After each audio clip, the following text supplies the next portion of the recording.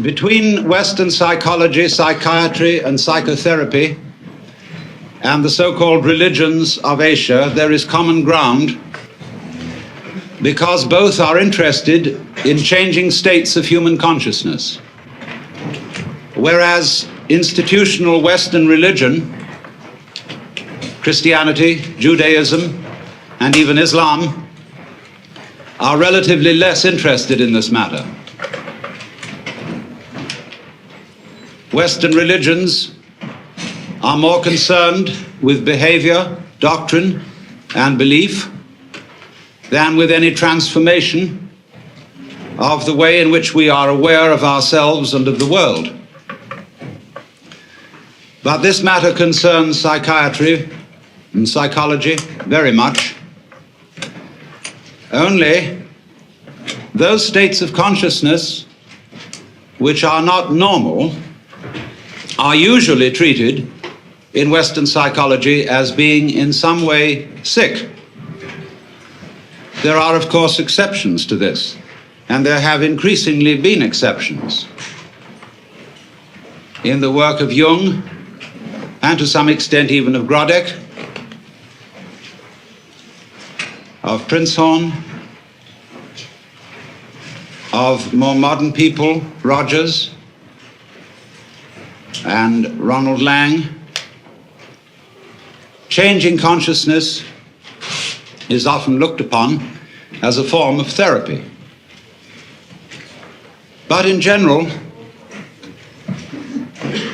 different states of consciousness from the normal are regarded as a form of sickness.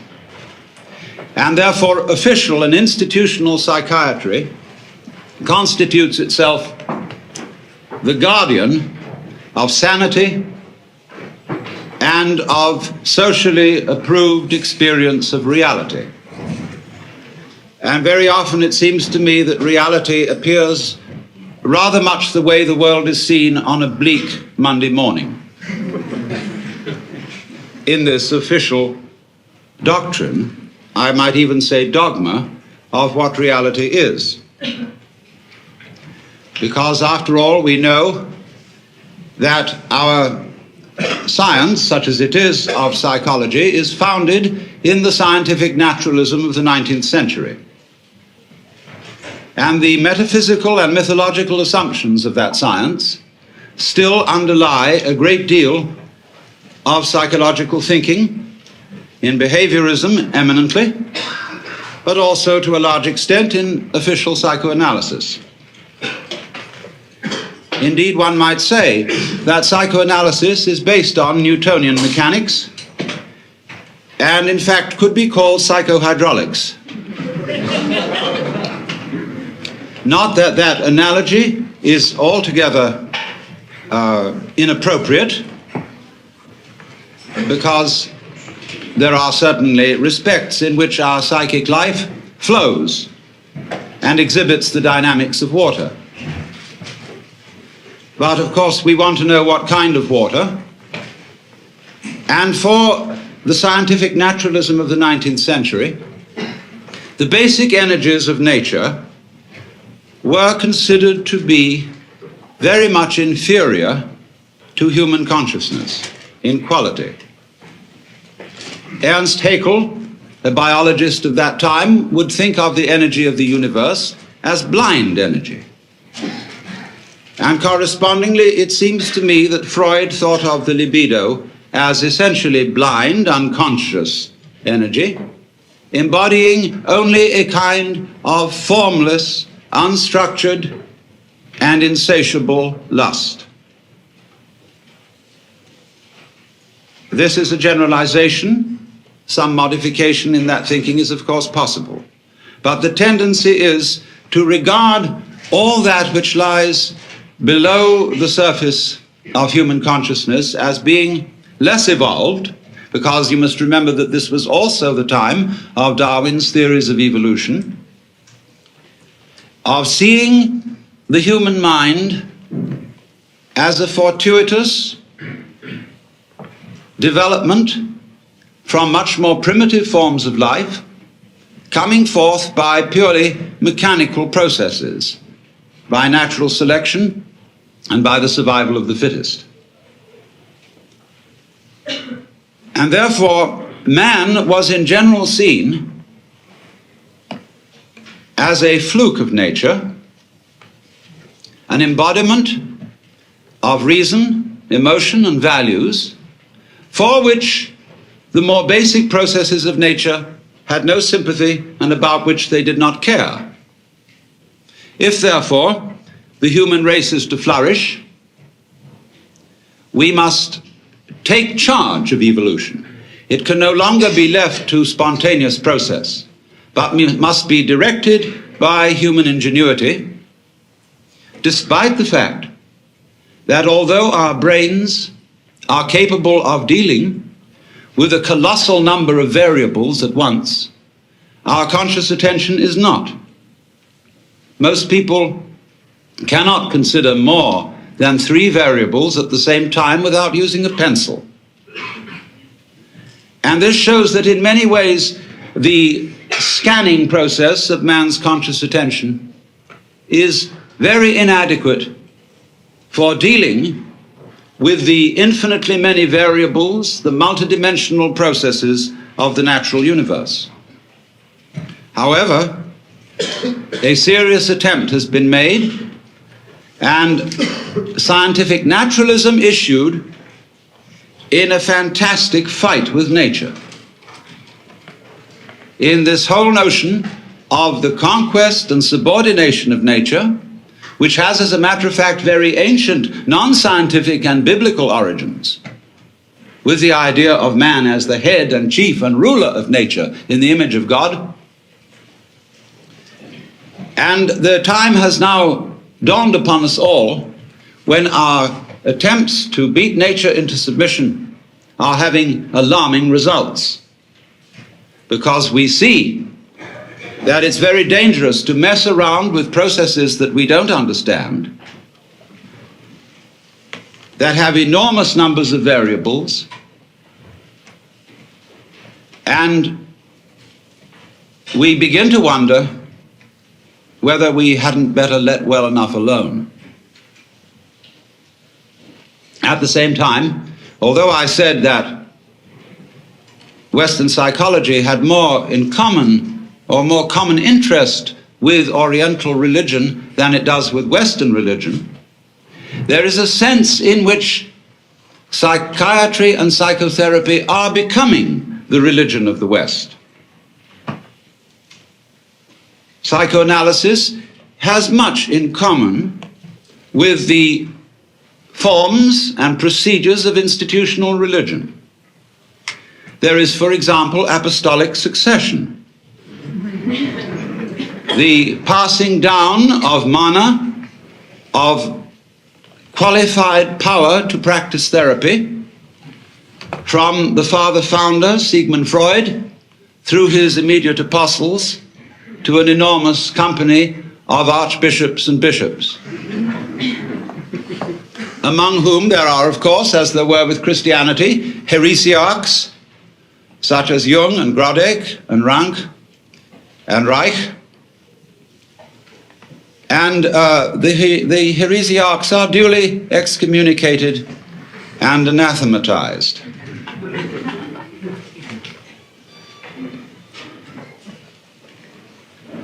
There are rituals, as there are also rituals with religion. There is the sacrament of the couch.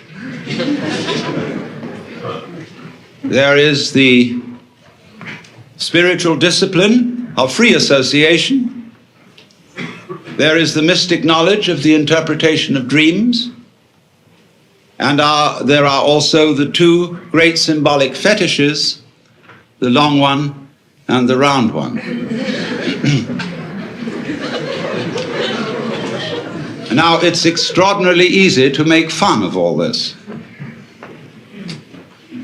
And we must not forget that we owe a tremendous debt to Freud, if for nothing else than pointing out that much of ourselves of which we are aware in terms of the conscious ego is not really ourselves.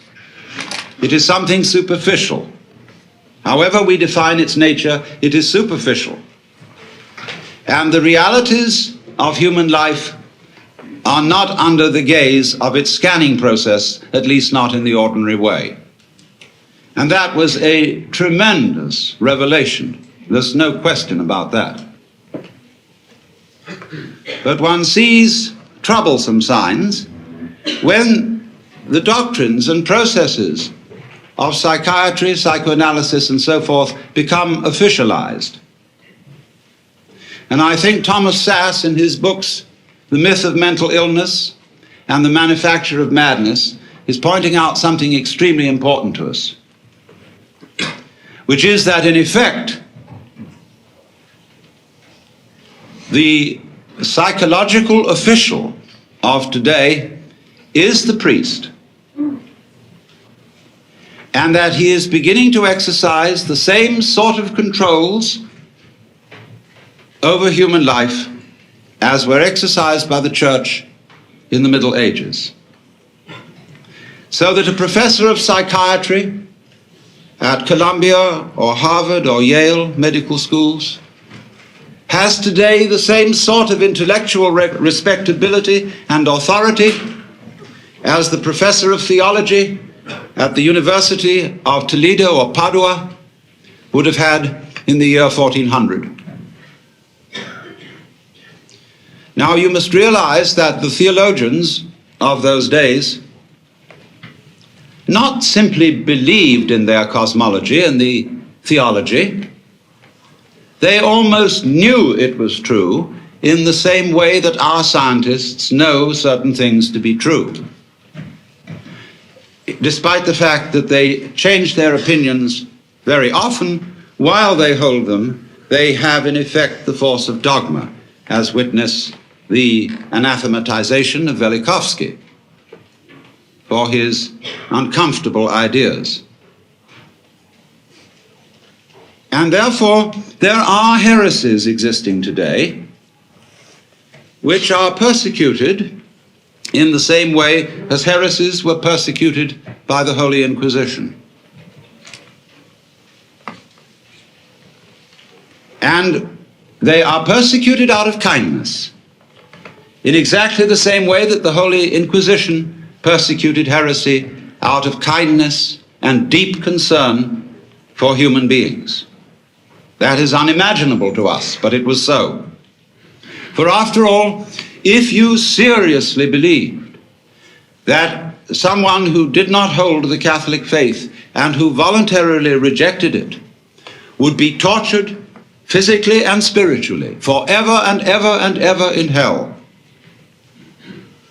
you would resort to almost any means to preserve a fellow human being from such a fate, especially if the complaint or disease of heresy from which he suffered was infectious.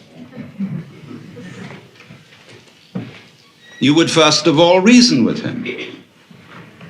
And if he was not responsive to reason, you would resort to abuse and to forceful argument.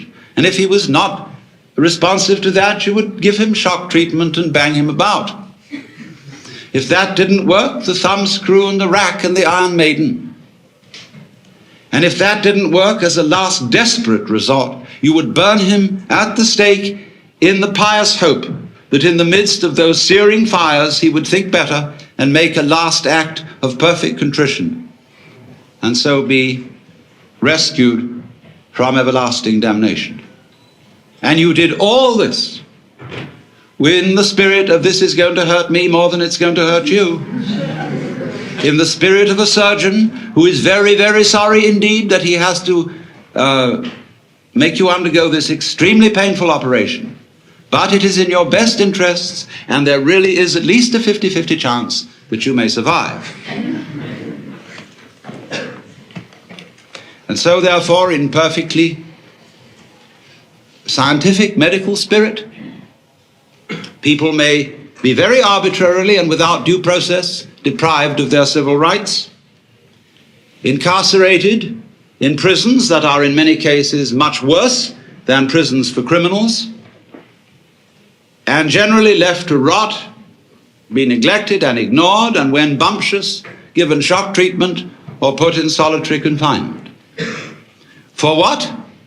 Because they have unorthodox and heretical states of consciousness. A lot of these people are not dangerous until provoked into being dangerous by being ignored, by being treated as machines, and generally defined as non-human. And if you are defined as non-human, there's precious little you can do about it, because everything you say that sounds human will be taken as a kind of utterance of a mechanical man, as imitating humanness out of lunatic cunning. You will be suspicious. Everything you say will be listened to in a different way and with different ears. And you will have one hell of a time talking yourself out of it, because there really are no rules as to what one must do when incarcerated for having unorthodox consciousness. There is no clear road to repentance. And this is found likewise in jails, where people are incarcerated on 1 to 10-year sentences, as in places like Vacaville, California, where when I visited such prisons, young men have come to me in perfect desperation, saying, I don't know what's happened to me, because I want to live like a decent citizen. I know I've done things that are wrong, but I simply don't know what is expected of me here. If I try to do what's expected, they say I'm compliant. And that seems to be some sort of a sickness. Thomas Sass drew attention to this when he quoted a discussion of the types of school children who may very well need therapy. There were overachieving children. There were underachieving children. There were children who exhibited erratic patterns. There were children who were sort of dully mediocre. In fact, every sort of child can be given a diagnostic name for his behavior which sounds sick. As Jung once suggested, life itself is a disease with a very poor prognosis. It lingers on for years and invariably ends with death.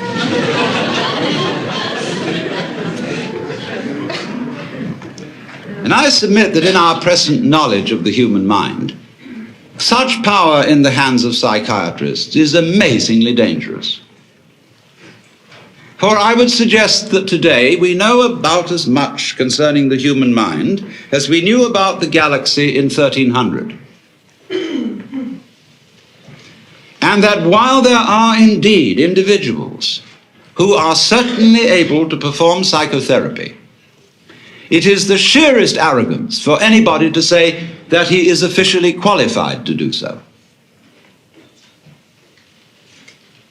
We do not know how it is done, just as we do not know, really, how musical, artistic, and literary genius is done. You cannot really teach it. You can put the tools for doing these things into people's hands, and you can show them how to use the tools. But whether they will use those tools with genius is quite unpredictable. And this is above all true of the art of psychotherapy. We don't know how it's done. We've got some vague ideas. There probably are some people who, by reason of their mental derangement, are probably not qualified to perform it, because they are maybe out just to make other people into messes.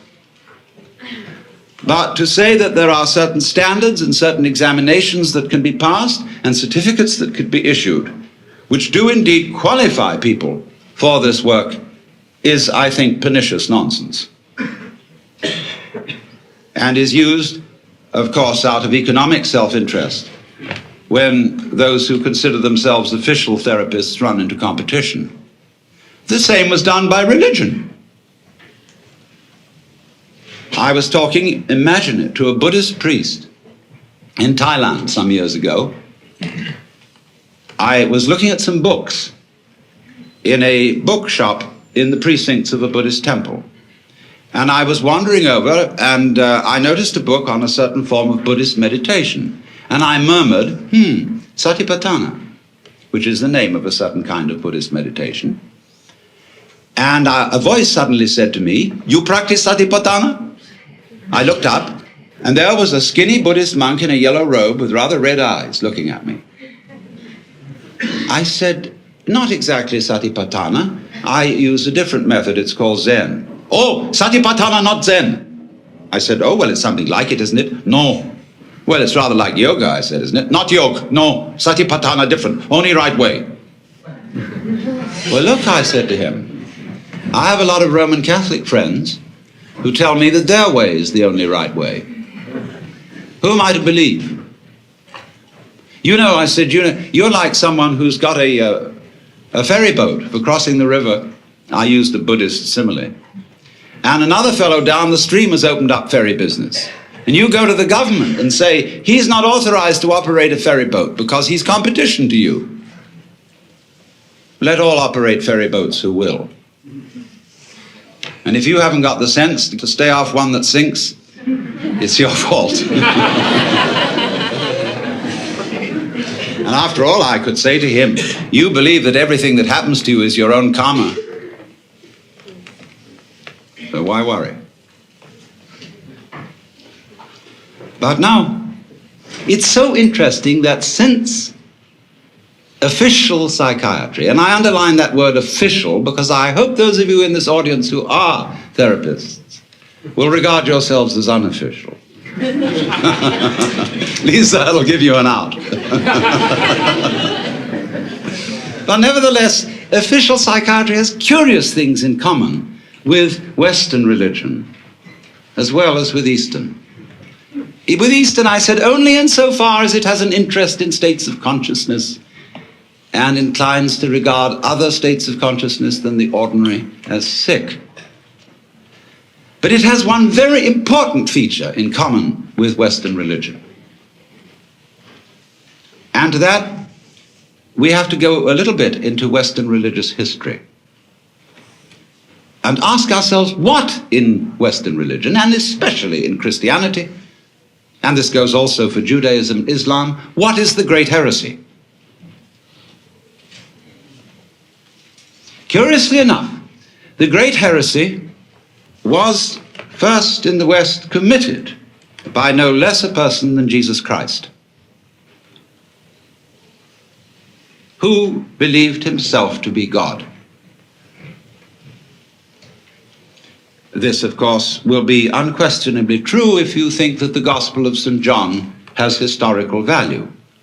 It's a little vaguer in the Synoptic Gospels, but if you read the Gospel of St. John, there is absolutely no doubt about it, for he said, "I and the Father are one. He who has seen me has seen the Father.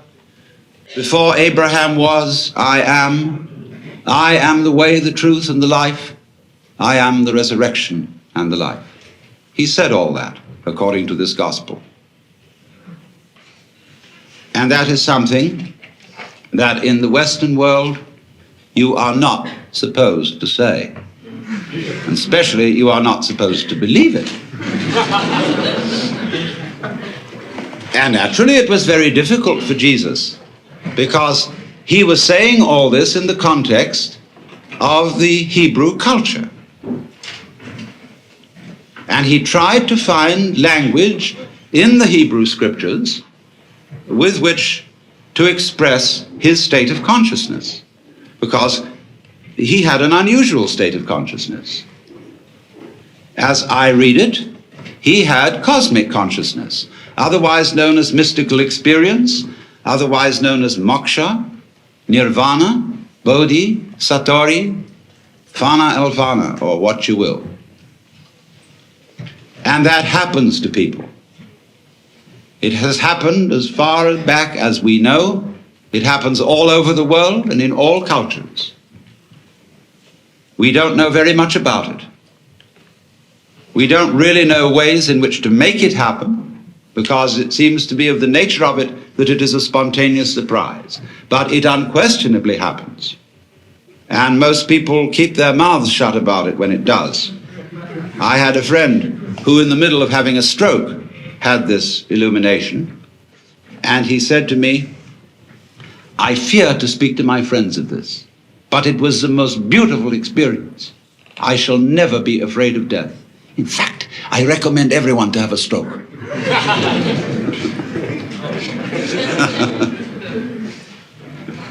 This was my friend Jean Varda, lately deceased Greek painter. But Jesus certainly had this transformation of consciousness. And he was crucified for it. Why? Because he had committed an act of insubordination and treason against the cosmic government. Because if you believe that God is a monarch, an absolute, omniscient, and omnipotent authority, shall we say a sort of cosmic ego, then to claim to be that is to introduce democracy into the kingdom of heaven, to usurp divine authority, and to speak in its name without proper authorization. And they asked Jesus, by what authority do you speak? Of heaven or of men? And he was tricky about answering that one. He said, by what authority did John the Baptist speak? And they were nervous about answering that one. He could have asked, by what authority did Isaiah speak, etc., or Moses.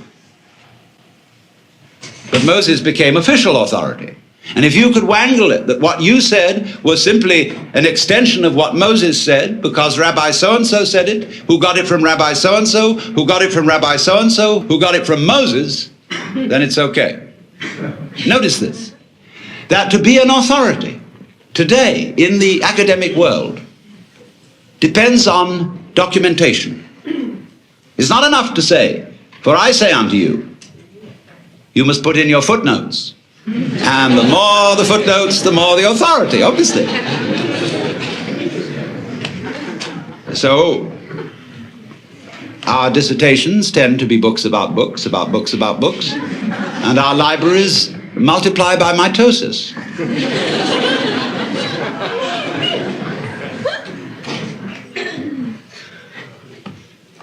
So, when somebody speaks as an authority, that means speaks as the author. That's all it means. It's a statement of which you are the author, and therefore for which you assume responsibility. That is to speak with authority. And to be original is likewise not to be freaky, but to speak from the origin.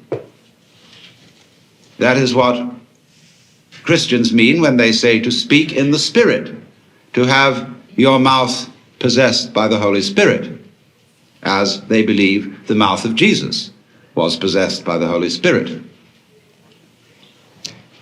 So the gospel of Jesus, which of course was hushed up from its inception, was that wake up everybody and find out who you are. Asking that, again in the Gospel of St. John, they, pointing to his disciples, may be one, even as you, Father, and I are one. And when he was accused of blasphemy, the Jews took up stones to stone him, you know. And he said, many good works have I shown you from the Father, and from which of these do you stone me? And they said, for a good work we don't stone you, but for blasphemy, because you being a man make yourself God. Now listen to the reply. He said, is it not written in your law, I have said ye are gods? And if that is what the scripture says, it can't be denied. So why do you tell me I blaspheme because I say I am a son of God? No answer. Because I said I am a son of God. It doesn't say that in your King James translation. It says I am the Son of God. And you'll see the italicized, and you will think that that is for emphasis if you don't realize that passages in italics in the King James Bible are interpolations by the translators. So, son of, in Hebrew and in Arabic, means of the nature of. When we call someone a son of a bitch, we mean bitchy. And so if you call someone a son of God, you mean divine. Of the nature of God. As the Nicene Creed subsequently defined it, he is of one substance with the Father. But what happened was that this being blasphemy for the Jews, it became blasphemy for the Christians, for anyone else than Jesus to say it. They said, okay, baby, it was so with you, but there it stops. No more of this business. And as a result of that, Jesus was made irrelevant by pedestalization, by being kicked upstairs. Oh, wow.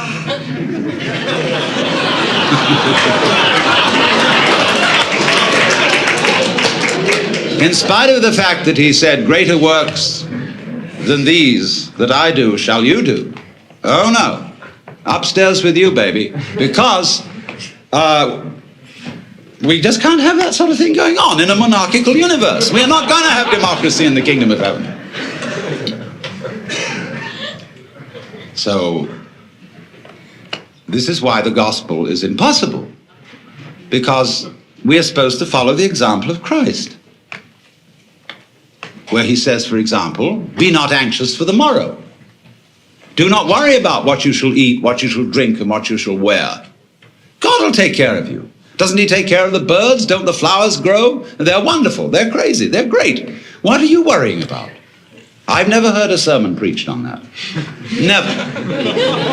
Because it's totally subversive. The economy would crash.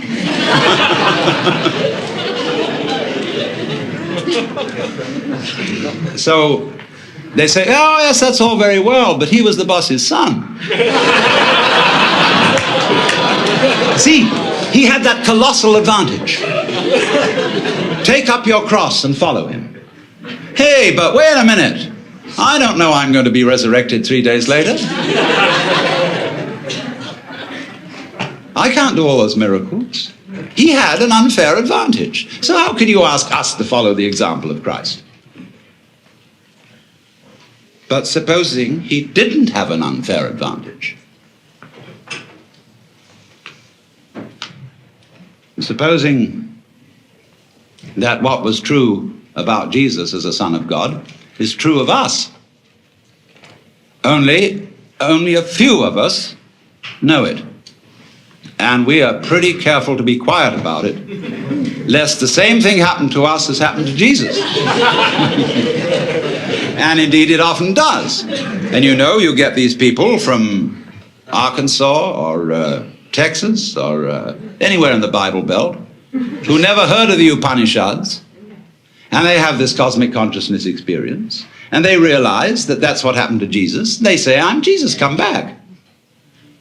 Well, everybody says to them, you aren't Jesus. It's pretty obvious you're not Jesus. You're just Joe Doug's. Well, he says that's what they said about Jesus. He has a perfect argument, except they say you're not much of a Jesus. They say, all right, if you're Jesus, command that these stones be made bread. And he says, a wicked and deceitful generation seeketh for a sign, and there shall no sign be given.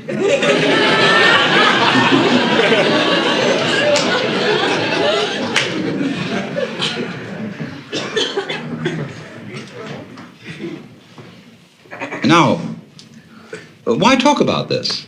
Is it interesting? Is it important for the human being to realize that in some sense of the word, whatever it means, he is God or one with God, as is plainly taught by the Hindus, hinted at by the Buddhists, only they don't like to put it out as a concept, in case people will use the concept as an idol to hang on to.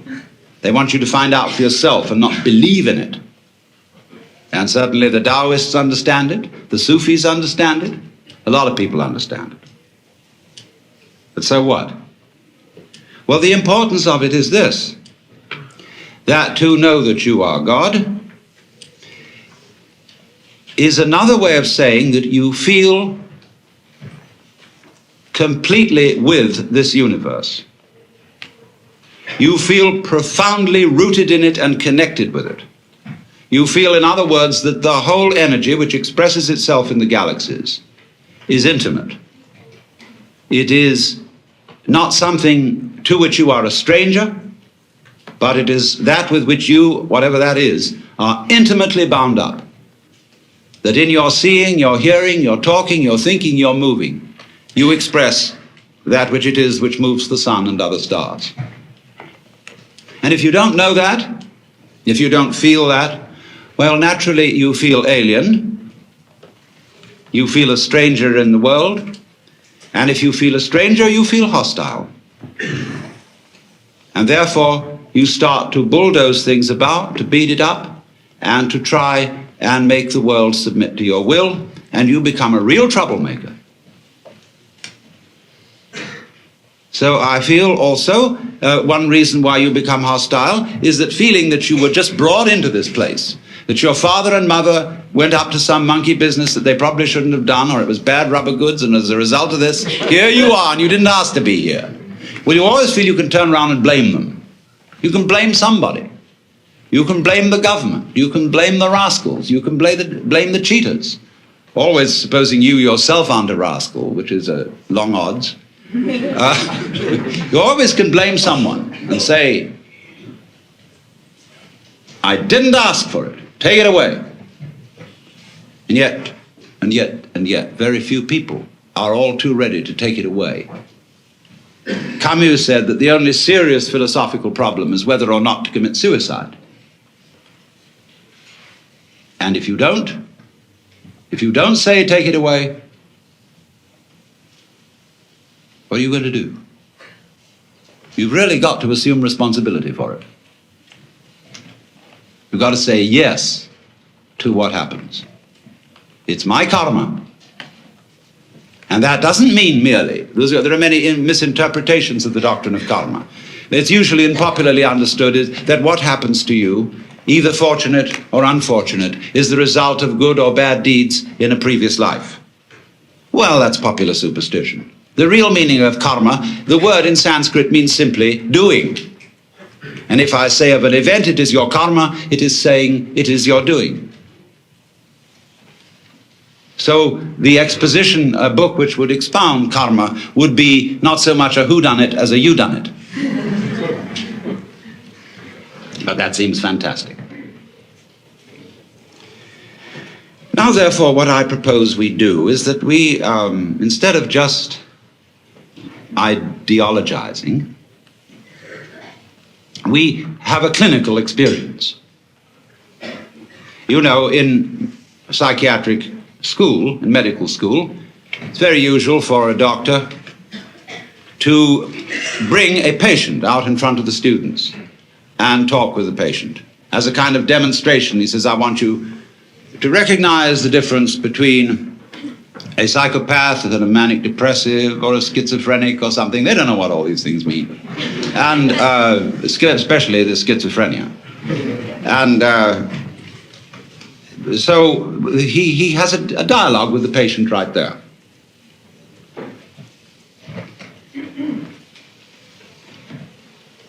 So let us suppose that I'm the patient, and you are the students and the doctors. And I suffer from what you would call the delusion that I'm God. And therefore, you might want to do something about me, or with me, or humor me, or ask me questions. And so I'm perfectly willing to submit to your examination and your treatment, and invite you to help yourselves. Now, when did you become God? Now. Will you marry me? No.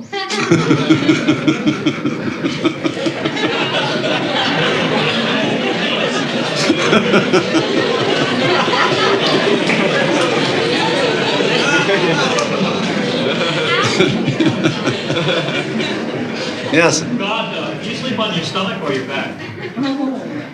Sleeping is like politics. One sleeps on the right side, and then when you're tired of that, you sleep on the left. When you're tired of that, you sleep on your back, and when you're tired of that, you sleep on your stomach. And it is thus that the world goes round.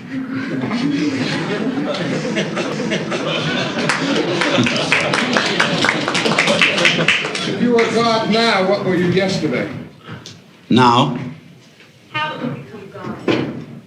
You don't become God. Am I also God? Yes. Are we then the same person? No. What is God? Remember, 3 persons but 1 God.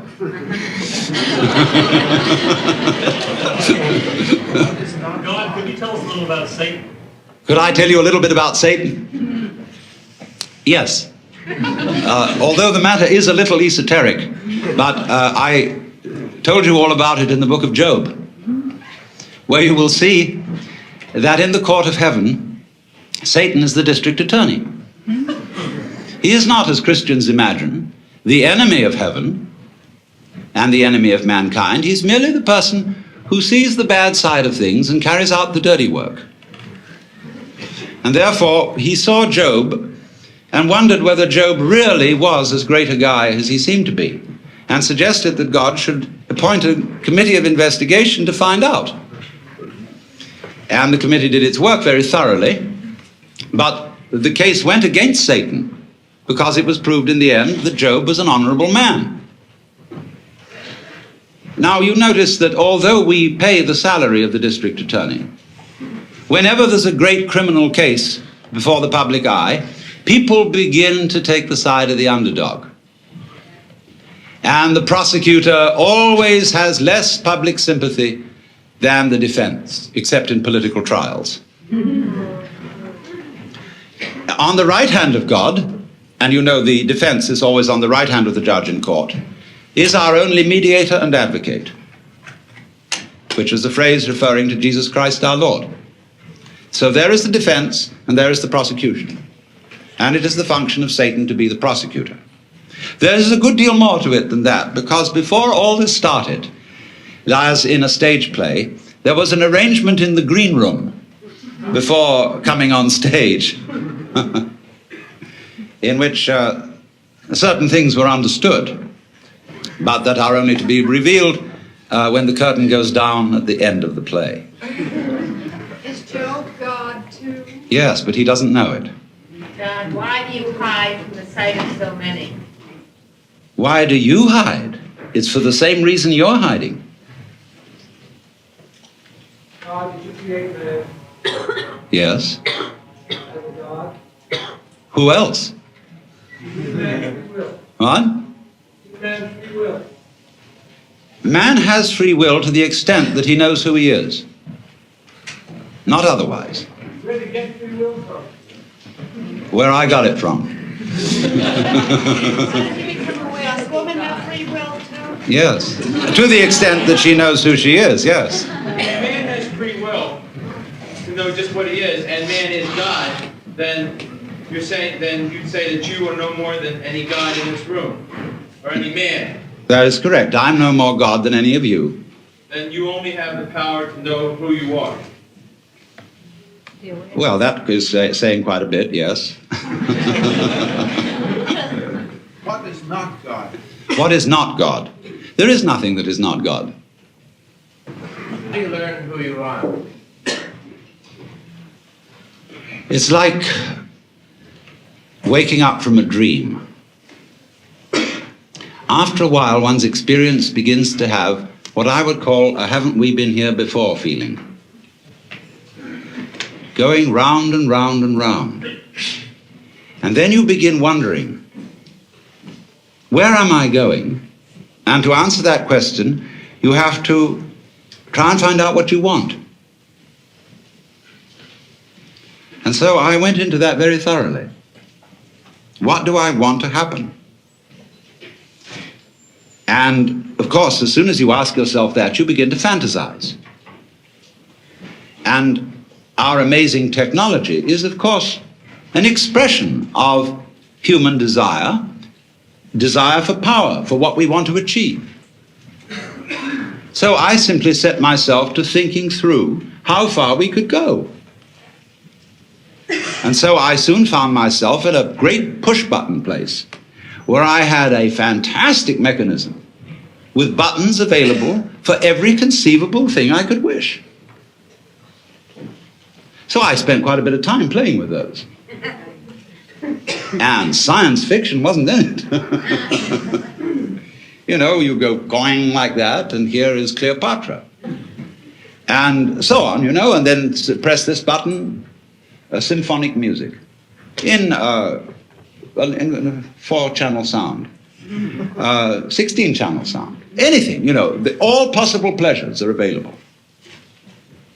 And when, you know, you're like everybody's dream of the Sultan in the palace, you suddenly notice there's a button labeled surprise.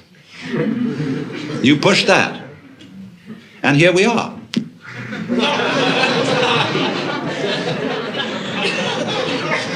Is boredom a problem? Yes, boredom is, of course, the problem. Boredom is the other side of creativity. And the energy of creation has as that is the yang, the yin side of that energy is called boredom.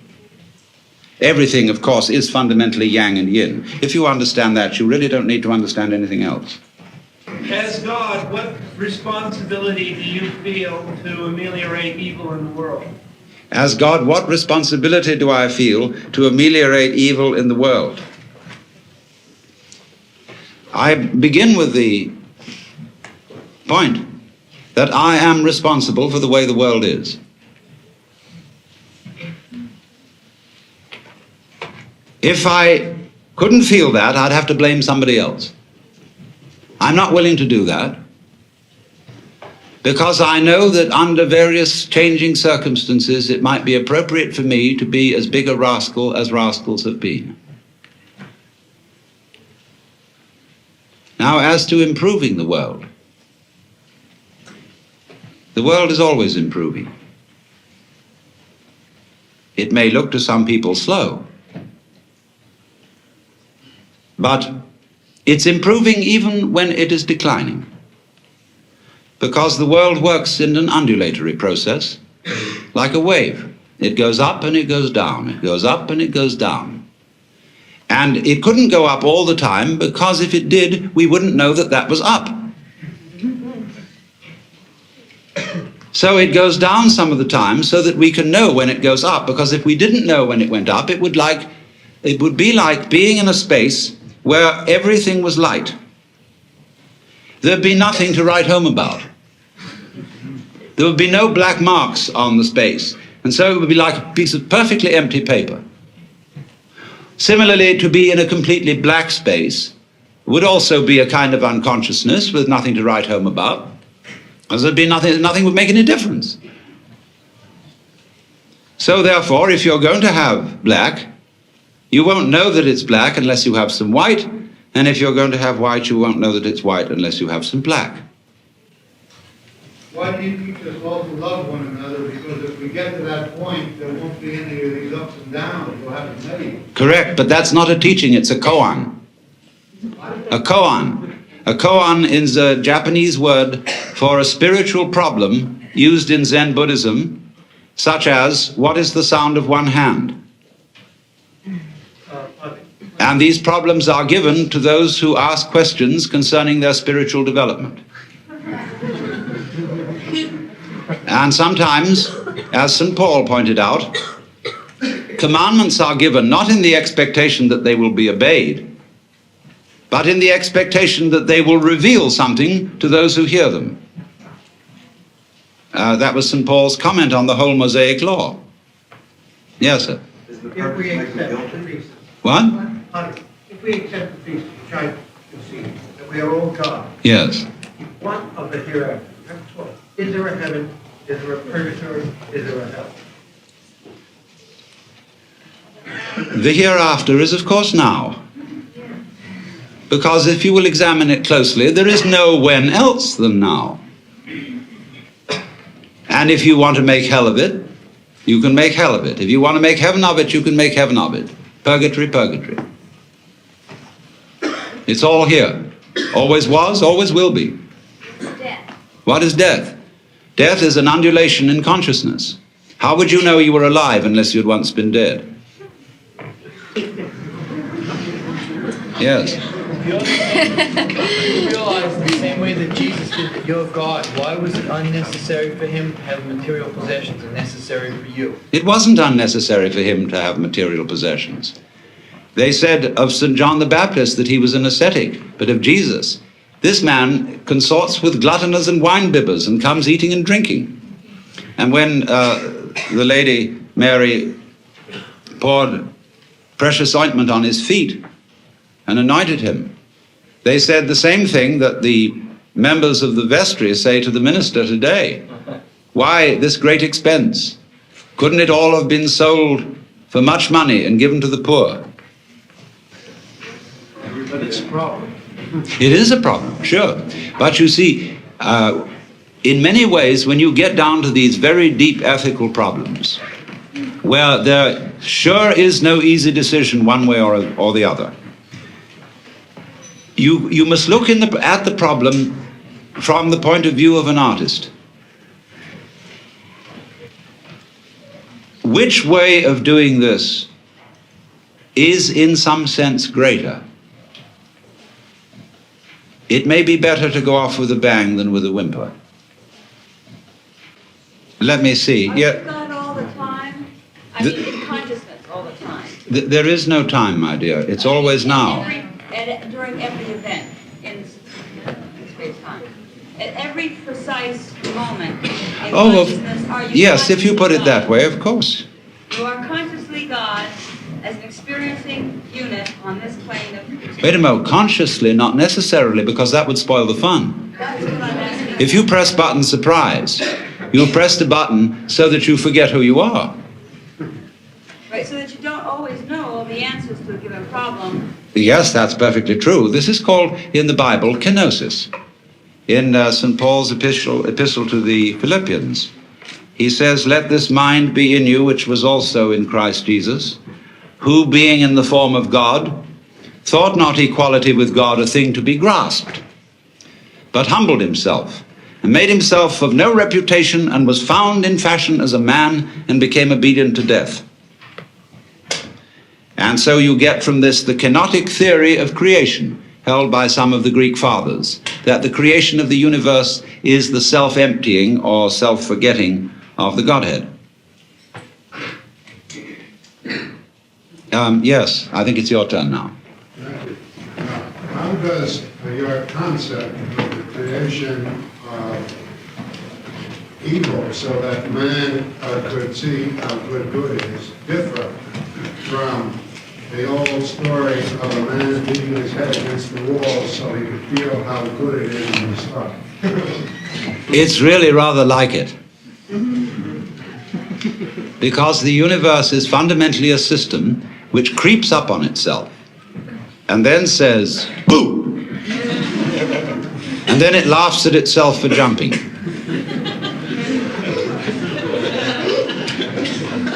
And you see, every time it does it, it forgets that it did it before. So it never becomes a bore. Yes, the lady in red. Can you make yourself into a point of consciousness and travel around the cosmos, such as Dr. Lilly was speaking of last night in talking about Satori? Yes, but it isn't necessary to travel.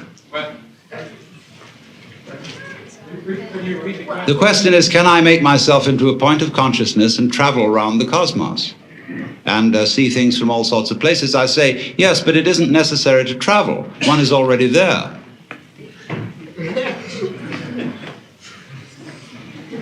In other words,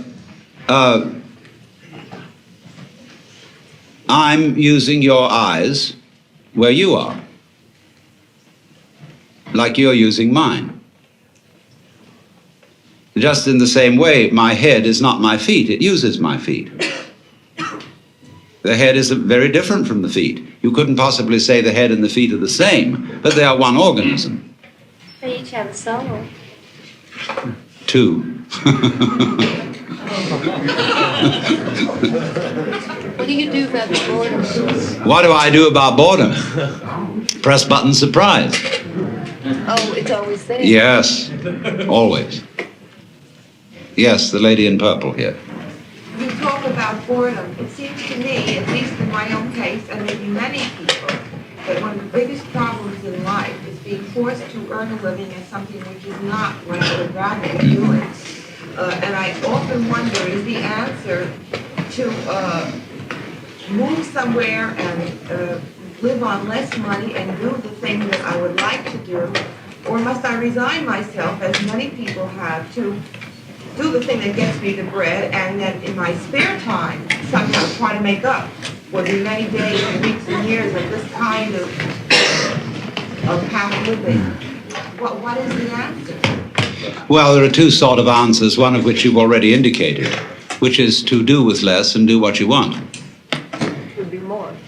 Which, but if everyone did that, you know, those things, many of the things that we sort of accepted as part of life wouldn't get done. I think the objection, if everyone did that, is rather like asking what would happen if everybody wanted to catch the 4 o'clock train from Grand Central to Westport. Or if all the molecules of air in this room were suddenly to congregate over in that corner. There is a bare chance that it might happen, but very low. Yes. Would you say we're going around in circles trying to eliminate evil because we never will? There might not be any evil. Yes. Never eliminate it, so we're just playing games. We are going round in circles. But you see, going round in circles, as you may have observed by looking at the sky, is what the universe is doing.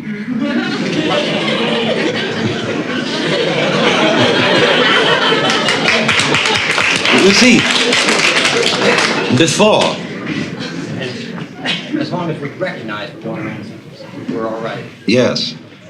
Yes, that's the thing. It's a dance. And when you dance, you don't dance to get somewhere. I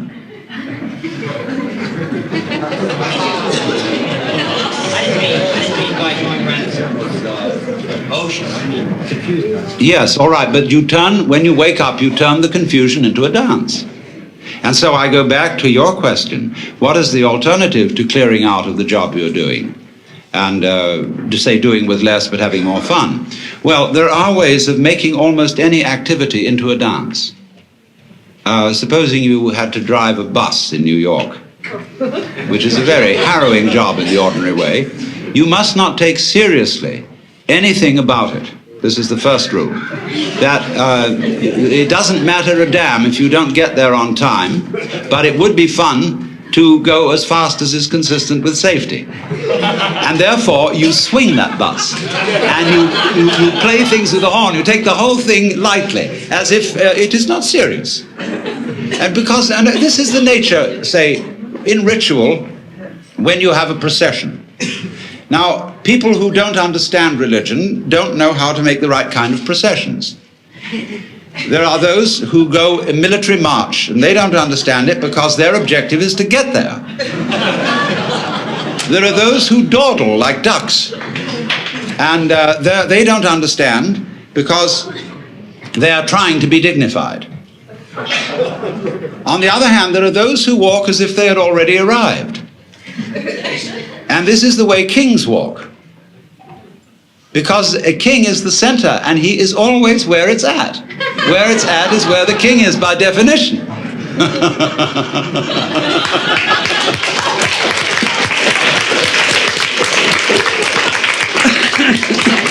So, if you work in this way, even, people who are practicing meditation take up monotonous things for fun. And meditation is supposed to be fun. I hope John Lilly told you that this morning. Where you say you're going to do Om Mani Padme Hum. Om Mani Padme Hum, Om Mani Padme Hum, Om Mani Padme Hum. You know, you can really have a gas doing that.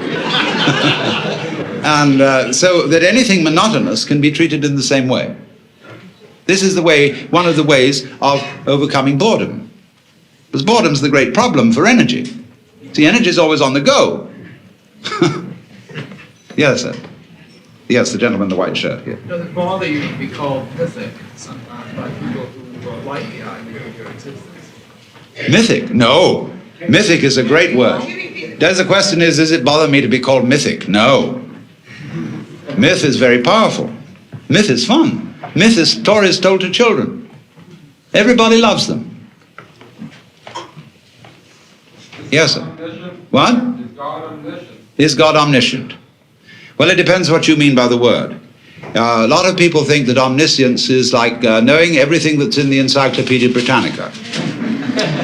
That's not omniscience, that's intellectual elephantiasis.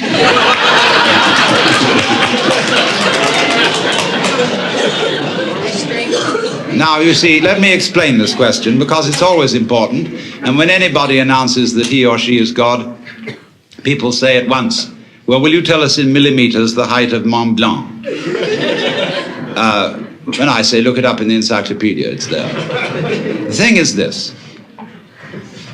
What we ordinarily call knowledge is the translation of life into words.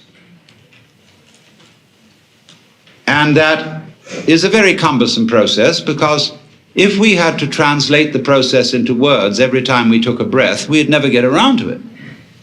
It takes so long to describe and think through the whole physiology of breath. Therefore, we do it without thinking about it. And I find that I'm shining the stars in just the same way. I mean, if you want it in words, it's going to take us a long time to get through them because words are strung out in a line.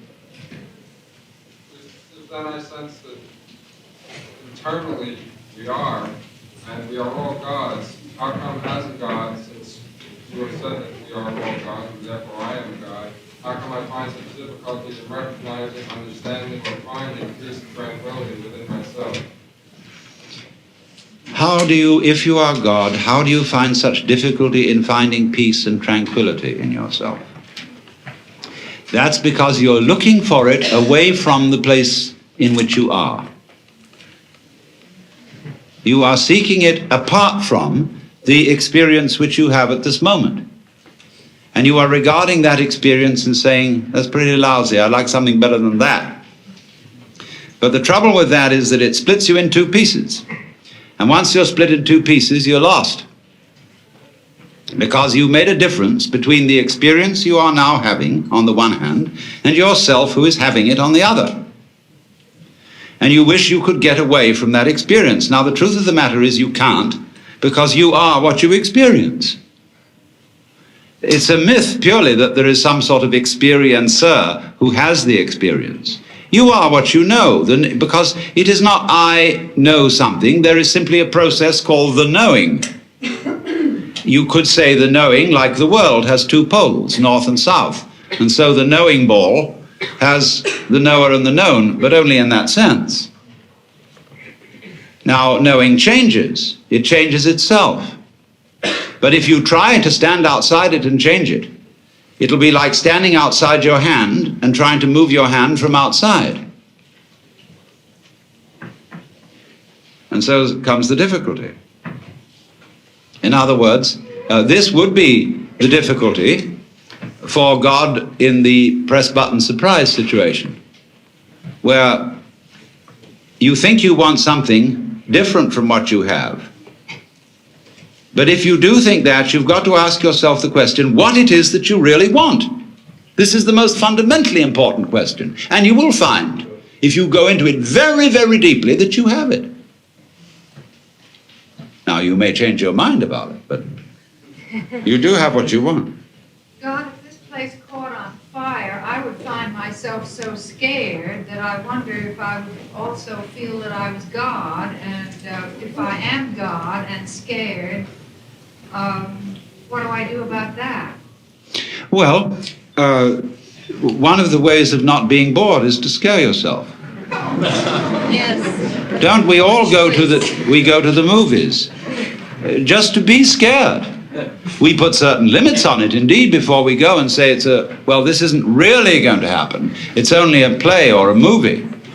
And therefore, while we see the safe outline of the proscenium arch, back in the back of our minds, as a sort of Hintergedanke, we know it's only a play. I'm talking about when it isn't only a play. How do you know it isn't? If you see, after all, the task of the actor on the stage is to come on so well that the audience thinks it's real, so that he has them crying, so that he has them shaking with fear, so that he has them sitting on the edges of their chairs. Well, that's just one ordinary Joe Dokes actor, but supposing the actor of the play is the real big actor. Wow, that play would seem real. And so that's what happens when the house catches on fire. Yes, lady in red. Yes, you're looking behind yourself. God, what is sleep for you? What is sleep? The seventh day. What? When is the seventh day? When you sleep. Yes. Yes, God. The only reason I know that I'm God is because I take the responsibility for it. Yes. Doesn't that answer the lady's question about the fire? Oh, yes, that also would answer it, yes. It's a question of taking responsibility for what happens. What happens if you don't do anything about it? If I don't do anything about the world? The boredom. The boredom. What's through the boredom? Well, that's another way. That's another way. You can explore boredom. You can bore into boredom. And watch it. Sometimes when you're bored, that's the only thing to do. Because even for God, you can't lift yourself up by your own bootstraps. Because that is by nature of the definition impossible. You said you would enjoy having a myth of you. Yes, I think that would be fun. I mean, why else does one go on stage except to make myths? What? Why not? Again? Excuse me, what did you say? What is your motivation? What is my motivation for going on the stage? That is like asking, why is there a universe? Well, now, if you listened to George Leonard last night, George Leonard explained how children were befuddled by being taught to ask why about everything. Because you always look away from what you're asking about to its antecedents, and that won't lead you anywhere at all. Why am I here? And I answer that question. Then somebody says, well, why that? And then somebody says, well, why that? Why that? Why that? And you get back and back and back, and eventually you get tired of answering. And so fathers, when their children say, why, Daddy? Why? They say, oh, shut up and eat your lollipop. So, but what happens, you see, when we trace the causation of things into the past, it all begins to fade out in silence and no answer. Why? Because it didn't begin there. The universe begins now. It didn't begin in the past. And the past trails back from now like the wake of a ship. If everything is God and there is no time except now, what is the role of chance? If everything is God and there is no time except now, what is the role of chance? Chance pairs with order. We'll say randomness, we'll call it, and it pairs with order. And it is part of the nature of order. If you know what you mean by order, you know that you mean contrast with randomness. And if you know what you mean by randomness, you know that you mean contrast with order. So if you want to have order, you must have randomness, and vice versa. Yes?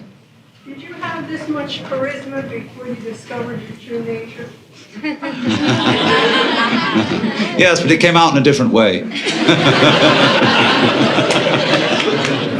Yes. I think there's a sort of danger here, though the riddles are funny, and if you had time enough to think each one through, they'd be very profound. There's a certain danger of everything and everyone being God, because if you've really found yourself as God, then you know that certain things that you as God have created that don't personally affect you, you create for a reason, you stay out of them, and you aren't a do-gooder.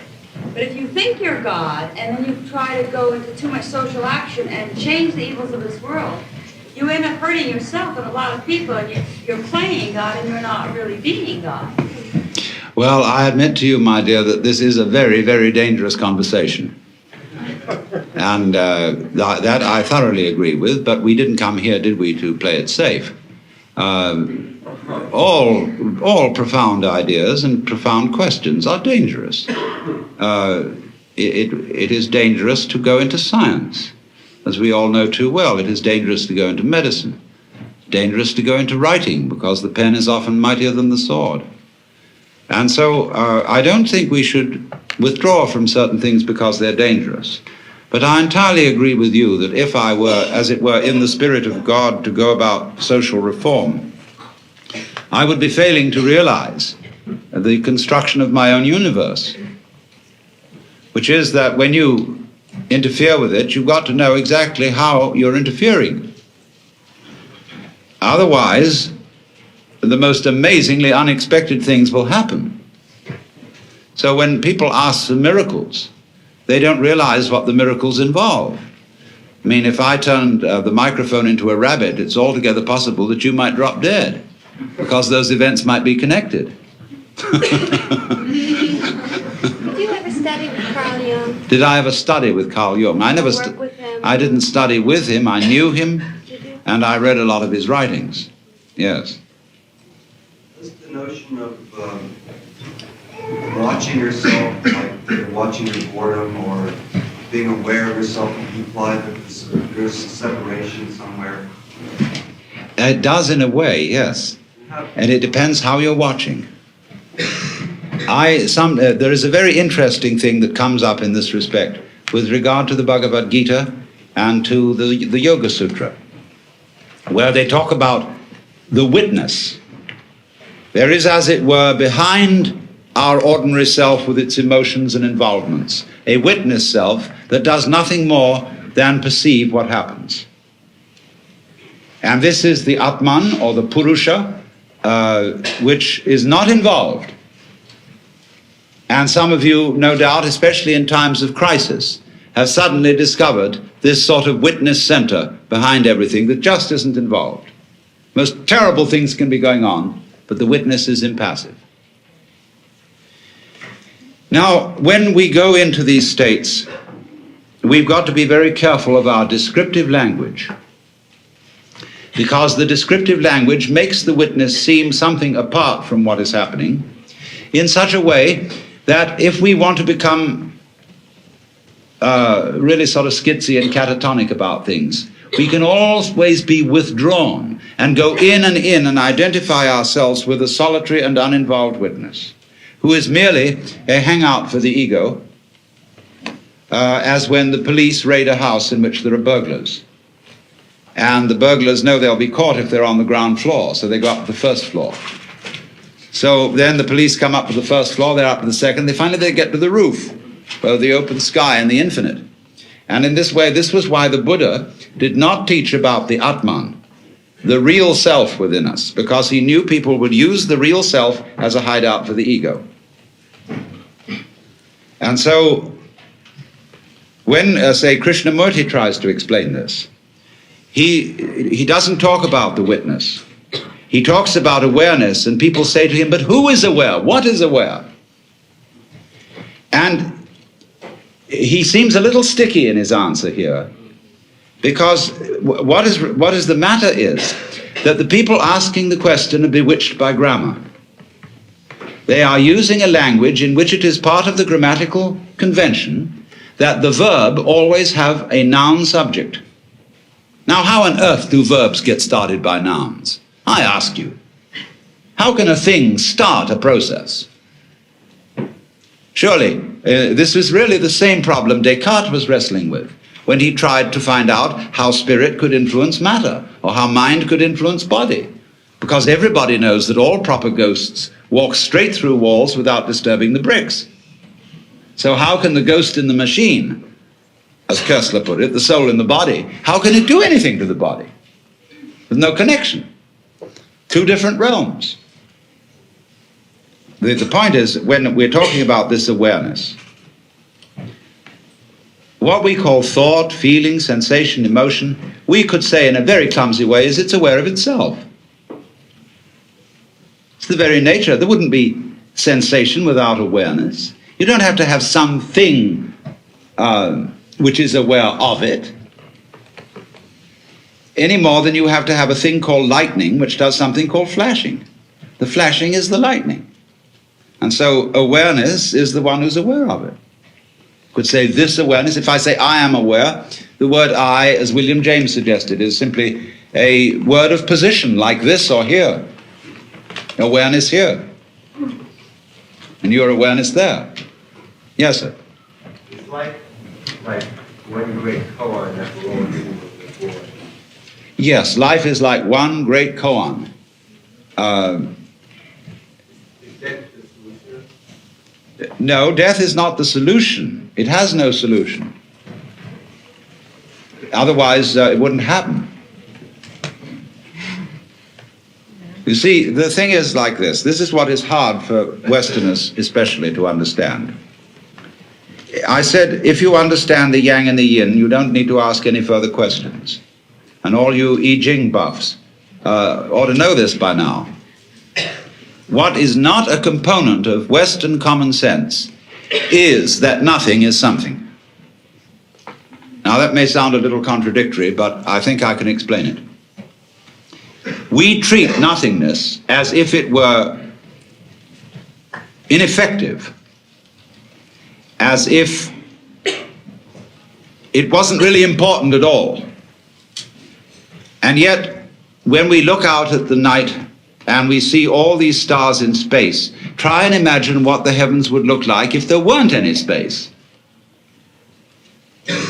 Then obviously there wouldn't be any stars. I mean, you could think that they would all be jammed together in a lump.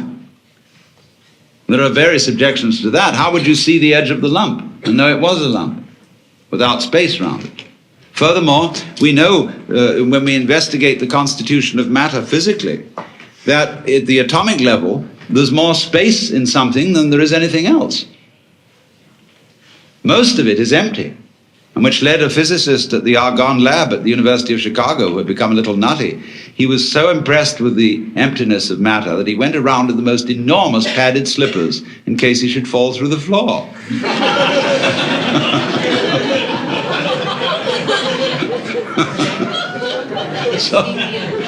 So now what the point I'm making is this.